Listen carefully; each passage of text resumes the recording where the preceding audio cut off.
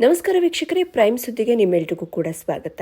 ವೀಕ್ಷಕರೇ, ಕಿರುತೆರೆಯಲ್ಲಿ ಬರ್ತಿರುವಂತಹ ಧಾರಾವಾಹಿಗಳು ಹಿರಿಯರಿಂದ ಹಿಡಿದು ಕಿರಿಯರವರೆಗೂ ಕಾದು ಕುಳಿತು ನೋಡುವಂತಹ ಧಾರಾವಾಹಿಗಳು ಜನರ ಮೆಚ್ಚುಗೆಯನ್ನು ಪಡೆದುಕೊಂಡಿದೆ ಅಂತಂತ ಹೇಳಿದರೆ ತಪ್ಪಾಗಲಿಕ್ಕಿಲ್ಲ. ಪ್ರತಿಯೊಂದು ಧಾರಾವಾಹಿಗೂ ವೀಕ್ಷಕರು ಇದ್ದೇ ಇರ್ತಾರೆ. ಆ ಧಾರಾವಾಹಿಯಲ್ಲಿ ಏನಾಯಿತು, ನೆಕ್ಸ್ಟ್ ಏನಾಗುತ್ತೆ ಅನ್ನೋದನ್ನು ಕುತೂಹಲದಿಂದ ಕಾಯ್ತಾ ಇರ್ತಾರೆ. ಅಂತಹ ಒಂದು ಕ್ರಿಯೇಟಿವಿಟಿ, ಅಂತಹ ಒಂದು ಕುತೂಹಲವನ್ನು ಧಾರಾವಾಹಿಗಳು ದಿನನಿತ್ಯ ಸೃಷ್ಟಿಸ್ತಾನೆ ಹೋಗ್ತಾ ಇರುತ್ತೆ. ಇನ್ನು ಹೊಸ ಹೊಸ ಧಾರಾವಾಹಿಗಳು ಕೂಡ ಎಂಟ್ರಿ ಆಗ್ತಾನೆ ಹೋಗುತ್ತೆ.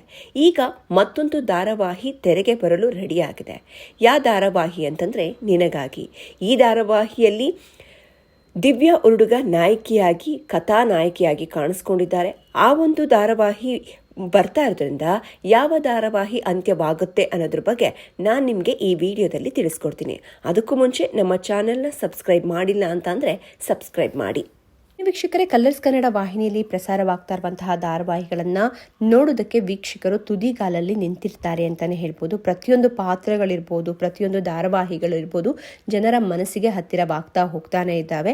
ಇನ್ನು ಕಲರ್ಸ್ ಕನ್ನಡ ವಾಹಿನಿಯಲ್ಲಿ 5:30ಇಂದನೇ ಧಾರಾವಾಹಿಗಳು ಪ್ರಾರಂಭವಾಗುತ್ತೆ. 5:30ಗೆ ಶಿವಶಕ್ತಿ ಧಾರಾವಾಹಿ, 6 ಗಂಟೆಗೆ ಚುಕ್ಕಿತಾರೆ, 6:15ಗೆ ಕೆಂಡಸಂಪಿಗೆ, 7 ಗಂಟೆಗೆ ಭಾಗ್ಯಲಕ್ಷ್ಮಿ, 7:15ಗೆ ಲಕ್ಷ್ಮೀ ಬ್ರಹ್ಮ, ರಾತ್ರಿ 8 ಗಂಟೆಗೆ ಬೃಂದಾವನ, 8:00ಗೆ ಶ್ರೀಗೌರಿ ಧಾರಾವಾಹಿ, ರಾತ್ರಿ 9 ಗಂಟೆಗೆ ರಾಮಚಾರಿ ಧಾರಾವಾಹಿ, ರಾತ್ರಿ 9:00ವರೆಗೆ ಕರಿಮಣಿ ಧಾರಾವಾಹಿ, 10 ಗಂಟೆಗೆ ಅಂತರ್ಪಟ್ಟ ಧಾರಾವಾಹಿಗಳು ಅದ್ಭುತವಾಗಿ ಮೂಡಿ ಬರ್ತಾ ಇದೆ. ಆದರೆ ಈ ಧಾರಾವಾಹಿಗಳಲ್ಲಿ ಯಾವ ಧಾರಾವಾಹಿ ಅಂತ್ಯವಾಗುತ್ತೆ ಅನ್ನೋದನ್ನು ನಾವು ನೋಡೋದಾದರೆ, ಸದ್ಯಕ್ಕೆ ಭಾಗ್ಯಲಕ್ಷ್ಮಿ, ಲಕ್ಷ್ಮೀ ಬಾರಮ್ಮ, ಚುಕ್ಕಿತಾರೆ ಧಾರಾವಾಹಿಗಳು ಮುಗಿಯುವ ಯಾವುದೇ ಲಕ್ಷಣಗಳು ಕಾಣ್ತಾ ಇಲ್ಲ. ದಿನದಿಂದ ದಿನಕ್ಕೆ ಆ ಧಾರಾವಾಹಿಗಳು ಕ್ಯೂರಿಯಾಸಿಟಿಯನ್ನು ಹುಟ್ಟು ಹಾಕ್ತಾನೆ ಇದೆ. ಇನ್ನು ಬೃಂದಾವನ ಧಾರಾವಾಹಿಯ ಒಂದು ಜಾಗಕ್ಕೆ ನಿನಗಾಗಿ ಧಾರಾವಾಹಿ ಬರ್ತಾ ಇದೆ. ಹಾಗಾಗಿ ಬೃಂದಾವನ ಮುಗಿಯುತ್ತಾ ಇಲ್ವಾ ಅನ್ನೋದನ್ನು ನೋಡೋದಾದರೆ, ಬೃಂದಾವನ ಧಾರಾವಾಹಿಯಲ್ಲಿ ಒಂದು ಜಾಯಿಂಟ್ ಫ್ಯಾಮಿಲಿ ಇರುತ್ತೆ, ಬೃಂದಾವನದಿಂದ ಮನೆ ಇರುತ್ತೆ. ಜೊತೆಗೆ ಪುಷ್ಪ ಮತ್ತು ಆಕಾಶ್ ಈಗ ತಾನೇ ಒಂದಾಗಿದ್ದಾರೆ. ಅವರಿಬ್ಬರ ಮಧ್ಯೆ ಯಾರು ಬರೋದಕ್ಕೂ ಸಾಧ್ಯವಾಗಿದೆಲ್ಲ. ಆಕಾಶ್ ಪ್ರೀತಿಯನ್ನು ಬೇರೆ ಹುಡುಗಿ ಪ್ರೀತಿ ಮಾಡ್ತಾ ಇರ್ತಾನೆ, ಆದರೂ ಕೂಡ ಈಗ ಪುಷ್ಪನ ಮೆಚ್ಕೊಂಡಿದ್ದಾನೆ, ಪ್ರೀತಿ ಮಾಡ್ತಾ ಇದ್ದಾನೆ. ಹಾಗಾಗಿ ಬೇರೆಯವರು ಬರೋದಕ್ಕೆ ಸಾಧ್ಯವಾಗೋದಿಲ್ಲ ಅಂತ ಹೇಳ್ತಾ ಇದ್ದಾರೆ. ಹಾಗಾಗಿ ಬೃಂದಾವನದಿಂದ ಮನೆ ಬೃಂದಾವನದಾಗೇ ಇದೆ. ಆ ಮನೆಯಲ್ಲಿ ಯಾವುದೇ ರೀತಿಯ ವಿಘ್ನಗಳು ಇಲ್ಲ. ಜೊತೆಗೆ ಎಲ್ಲರೂ ಕೂಡ ಪ್ರೀತಿ ಸಂತೋಷದಿಂದ ಇದ್ದಾರೆ. ಹಾಗಾಗಿ ಬೃಂದಾವನ ಮುಗಿಬಹುದು, ಬೃಂದಾವನ ಜಾಗಕ್ಕೆ ನಿನಗಾಗಿ ಧಾರಾವಾಹಿ ಬರ್ಬೋದು ಅಂತ ಕೂಡ ಹೇಳಲಾಗ್ತಾ ಇದೆ. ಇದ್ರ ಜೊತೆಗೆ ಇನ್ನೊಂದು ಧಾರಾವಾಹಿ ಯಾವುದು ಮುಗಿಬೋದು ಅನ್ನೋದನ್ನು ನಾವು ನೋಡೋದಾದರೆ, ರಾಮಾಚಾರಿ ಧಾರಾವಾಹಿ ಮುಗಿಯುವ ಹಂತಕ್ಕೆ ಬಂದಿದೆ ಅಂತಲೇ ಹೇಳ್ಬೋದು. ಯಾಕೆಂತಂದರೆ, ಅವಳಿ ಜವಳಿ ಮಕ್ಕಳಾಗಿದ್ದಂಥ ಕಿಟ್ಟಿ ಮತ್ತು ರಾಮಾಚಾರಿ ಈಗ ಒಂದಾಗಿದ್ದಾರೆ. ಕಿಟ್ಟಿ ಈಗ ಮನೆಗೆ ಬಂದಿದ್ದಾನೆ, ಮಗ ಅಂತ ಒಪ್ಕೊಂಡಿದ್ದಾರೆ. ಆ ಮನೆಯಲ್ಲಿ ಸುಖ ಸಂತೋಷ ಎಲ್ಲವೂ ಕೂಡ ಇದೆ. ಇನ್ನು ರಾಮಾಚಾರಿಗೆ ತೊಂದರೆ ಕೊಡ್ತಾ ಇದ್ದಂಥ ಅತ್ತಿಗೆ ಮತ್ತೆ ಅವರ ಅತ್ತೆಯನ್ನು ರಾಮಾಚಾರಿ ಸರಿದೂಗಿಸ್ಬೋದು ಇನ್ನೆರಡು ಎಪಿಸೋಡ್ಗಳಲ್ಲಿ. ಹಾಗಾಗಿ ರಾಮಾಚಾರಿ ಧಾರಾವಾಹಿ ಮುಗಿಬೋದು ಅಂತ ಕೂಡ ಹೇಳಲಾಗ್ತಾ ಇದೆ.